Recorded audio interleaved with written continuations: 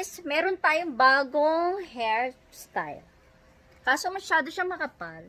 Bagay ba? Ngayon, pupunta tayo kay mama. Yan ang bago kong new style sa hair. Parang dalaga. Mother, punta tayo kay mama. Gawa siya ng isda. Ayan! Hi! Kasi mangot. Sabi mo, ma. Ay, naku, punta ka sa po. Ay, ala, sabi mo, damang girl. Sabi niya, damang girl. Ah, sabi mo, girl. Girl. Okay, damang girl. Girl. Damang girl. Ay, mali pala. Huwag ka nga mag-istorbo dito. Damang ke. Okay, ganon yung trending ngayon eh. Yan, nagluluto siya ng tila. Ayan. Buhay pa yan nung nabili, patay na siya nung kinatay ni mama. Yan. Laki na mga mata nila ay. Yan. Kala ko ba yan yun ng tilapia? Sabi mo ayaw mo ng tilapia. Ano? Eh, kakain na lang kasi wala nang iba eh. Kain na lang daw kasi wala na daw iba. Hindi ka na kailang mamili ngayon sa sobrang mahal. Oh.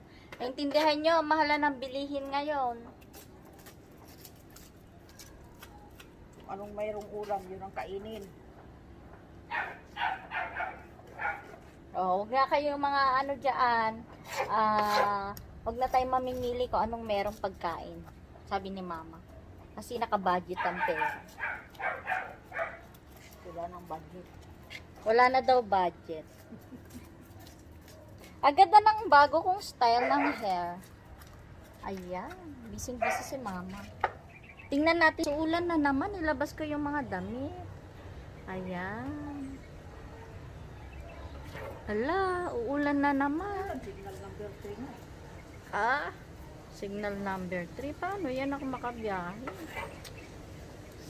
Ay, naku. Biyahe, umis ka pa nga magbibiyahe. Hindi, Sunday.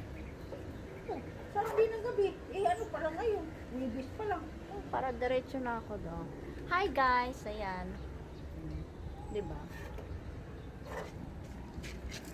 Yan.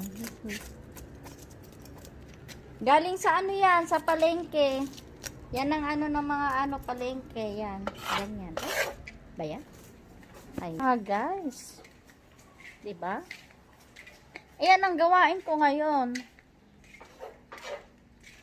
Uulan na naman, no? Mga guys, uulan na naman. Walang tigil. It's signal number 3 ngayon in my house.